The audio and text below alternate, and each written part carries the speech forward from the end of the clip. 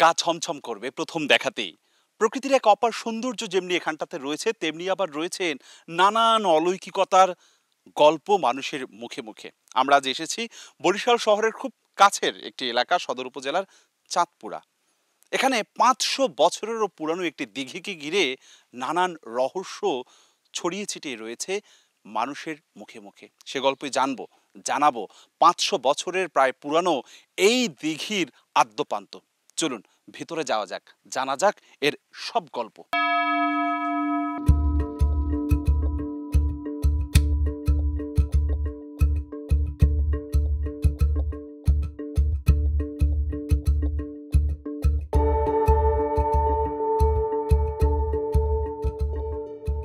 অনেকটাই লোকচক্ষুর অন্তরালে বরিশালের এই গজনীর দিঘি। শহর থেকে মাত্র কয়েক কিলোমিটার দূরে এমন সবুজে ঘেরা নির্জন পরিবেশ মনকে মুহূর্তেই শান্ত করে দেয়। বরিশাল সদরের চাঁদপুরা ইউনিয়নের চাঁদপুরা গ্রামে দিঘিটির অবস্থান। এ দিঘি ঘিরে স্থানীয়দের মধ্যে প্রচলিত রয়েছে নানান মুখরোচক গল্প। শুনলে ভয় কিংবা জানার আগ্রহ দুটোই হয়। গ্রামের প্রবীণদের দাবি, এ দিঘির বয়স ৪৭০ থেকে মতান্তরে ৫০০ বছর।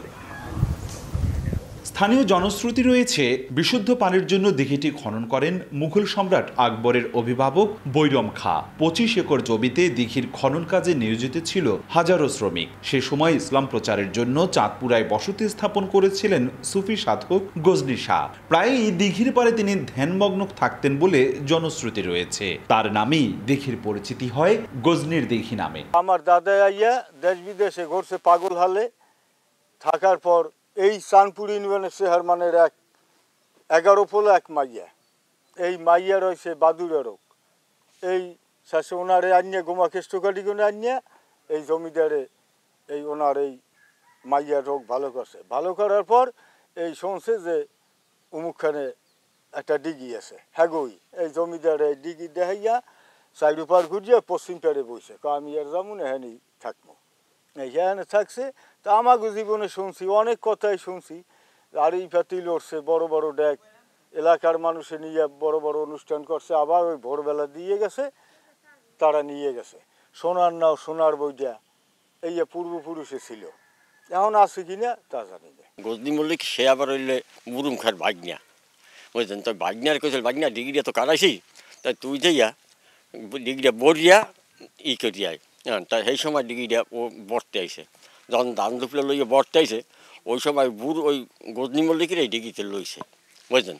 লইছে পর আর নাম হয়ে গেছে গজনী মল্লিক। পানি পর এই যে পানি আইসে, ওগুলো একটা পানি সত্তরের কোলা আছে, কয় ওইটা পানি সত্তর কোলা, ওখানে একটা আন্দি আছে, ওই আন্দিতে কারণে পানি বলে লাইন দিয়ে আইয়ে পড়ছে। আমার স্বামীর আইতে বুর খিলেছে, সেই বুড়ে সরিয়ে জাল মারতে, ওই ধরার পর ওই মাছ লই যাইতাম, পরে আবার সেই মাছ নিতে আইতে আইয়ে কইতে কি কয় ওই কোনায় গুনে একটা নৌকা আইছে, কয় কমবে নৌকা, কয় হ্যাঁ তুমি দেখে যাও।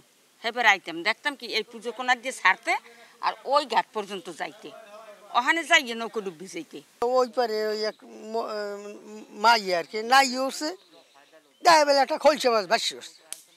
এই বলাইছে আর ভাই বই কালে খুঁচন দিলে আর মাছটা ধরি, মাছটা ডুব দিয়েছে বার একটা চাল ওই জায়গায় দেখাল বর বর বর উঠছে একটা, মানে একটা মাথা লই উঠছে। হ্যাঁ, ওই মাইয়ে দেখে মানে হঠাৎ একটা দিয়ে মানে ও মানে যে গর্বে উঠে করছে। দিঘিটি অনেকের কাছেই রহস্যে ভরা। শত শত বছরের পুরানো এ দিঘিতে মানুষের মনোবাসনা পূর্ণ হয় বলেই বিশ্বাস করেন অনেকে। এই জায়গা কি আছে না না আছে তা আমরা জানতে পারি না বা আমরা বুঝি না, মানে মুরব্বীতে বলে যারা, বুঝলেন? আর এই পূজা দেখে তো আমরাই দেখি। এরা মাইনি জিনপুরির ঘটনাটা কি? জিনপুরি বলতে মানে আগে জানছি যে আপনার এই জায়গায় ডিগ্রির পর দিয়ে মাল মারতে উঠতো, ওঠার পর সব মানে বড় বড় অনুষ্ঠানে চাইলে পাইতে, কিন্তু তারপর মালমাত্রাগুলো চলে গেছে, কি ভুল হয়েছে না না হয়েছে তারপর তারা আমরা জানি না। এখন আর জিনপুরি কেউ আসে না? না, এখন আর মালটা ওঠে না। আগে যত অনুষ্ঠানে যে মাল হইতো ওইগুলো উঠতে যাইতো। বিশ্বাস থেকেই কেউ গোসল করেন, কেউ বা পানি নিয়ে যান স্বজনের মঙ্গল কামনায়। দিঘির পাশেই শত বছর ধরে মাথা উঁচু করে দাঁড়িয়ে আছে পীর কামেল হজরত ফকির বাতাস চান চিশতি রহমতুল্লাহর দরবার শরীফ। বাৎসরিক ওরস ছাড়াও নিয়মিতই ভক্তরা ভিড় করেন এখানে। দেশে পানির অভাব ছিল, মনে করি ওই সময় অনুভব করি ওই সময় এই পুকুর কাটছে জনগণের মানে পাবলিকের মানে। মাদার পরিচয় হয়েছে 1916 সনে আমার দাদা বাতাসান পাখি সেই অনুষ্ঠান করছে। আমাদের বছরে যেটা অনুষ্ঠান হয় অনেক ভক্তবৃন্দ আসে।